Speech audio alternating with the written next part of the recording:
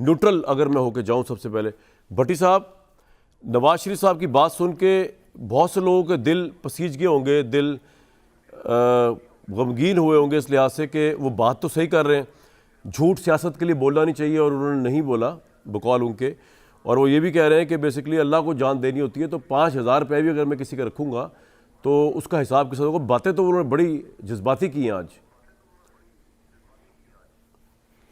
جی بہت ماشاءاللہ اچھی باتیں کی ہیں اور ہمیشہ سے یہ اچھی باتیں کرتے ہیں.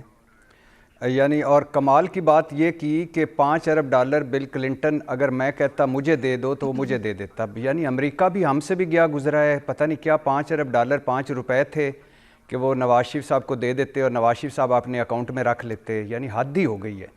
امریکہ وہ جو امریکی صدر اپنے باتھ روم کا جو خرچہ ہے جو خود اٹھاتا ہے، جو 1 روپے کا جواب دے، وہ $5 ارب پاکستان کو نہیں دے رہا تھا. وہ یار انہوں نے مثال دی ہے بھائی، بھٹی صاحب تو پیچھے پڑ جاتے ہیں یار. مثال دی ہے کہ وہ ایماندار آدمی ہے، ملک کی خاطر انہوں نے سب کچھ کیا، تو تھوڑا تو اپریشیٹ کریں آج انہیں. کیا آج بھی نہیں کرنا؟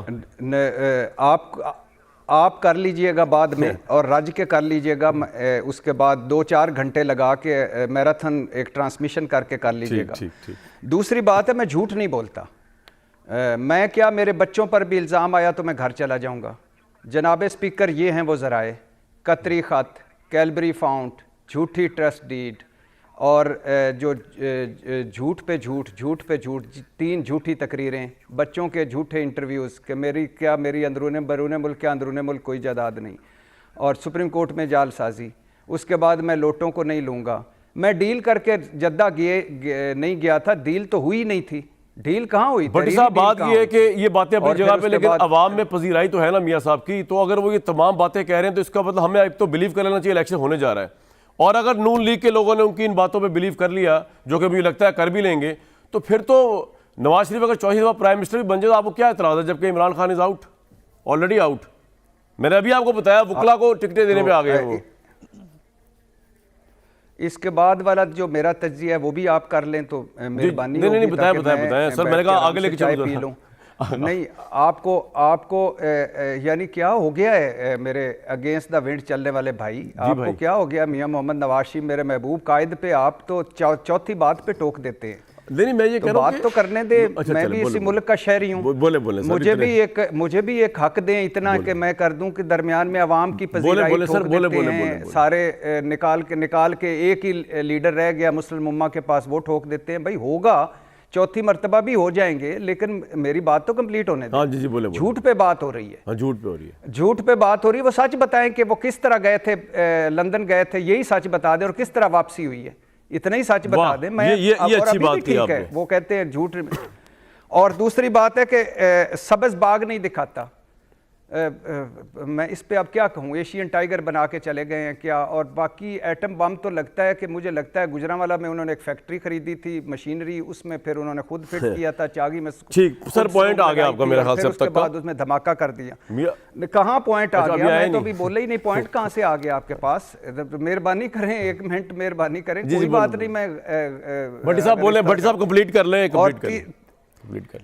اور تیسری بات ہے ان کا درد دل تو قوم کے سامنے آپ نے رکھ دیا. ہمارے درد دل کا بھی رکھ لیں کہ کیا ہو رہا ہے اس ملک کے ساتھ. زرداری صاحب کہہ رہے ہیں کہ خیر سے اس ملک جو ہے اس کو میں نے عمران خان کو اس لیے نکالا تھا کہ ملک نہ ڈوب جائے. اس کے بعد کہاں تیرتا ہوا نظر آیا وہ اس ٹیوب پر، جس ٹیوب پر بزدار سوئمنگ کرتے تھے، اس ٹیوب پہ ملک تیرتا ہوا نظر آیا. اور کدھر کہاں لے کے جا رہے ہیں یار؟ کن لوگوں کو پھر سے آپ گلیمرائز کر رہے ہیں؟ کدھر جائی جا رہا ہے یہ ملک؟ جائیں الیکشن میں، ٹھیک ہے، جیتیں، ان کی مرضی ہے، لوگوں کی مرضی ہے، ووٹ دیں. بھٹی صاحب بالکل آپ کا پوائنٹ آ گیا. میں کون ہوتا ہوں یا آپ کون ہوتے ہیں کسی کو گلیمرائز کرنا؟ مسئلہ یہ ہے کہ جب ووٹ پڑے گا نا پھر آپ نے ہکا بکا رہ جانا. جی عزبہ صاحبہ، بھٹی صاحب کنونس نہیں ہوئے. میں تو کہہ رہا تھا کہ ذرا درد دل رکھ کے نواز شریف صاحب کے مسائل کو سنا جائے. میرا نام آج سے آپ رکھ دیجئے گا ارشاد بھٹی کی جگہ ہکا بکا سینئر تجزیہ. بالکل ٹھیک ہے، یہ کر دیں. تو عزبہ بخاری صاحبہ لیکن مزہ نہیں آ رہا الیکشن کا نا. عمران نہیں ہے میدان میں، تو اس کے بغیر جیت کے بھی کیا کریں گے؟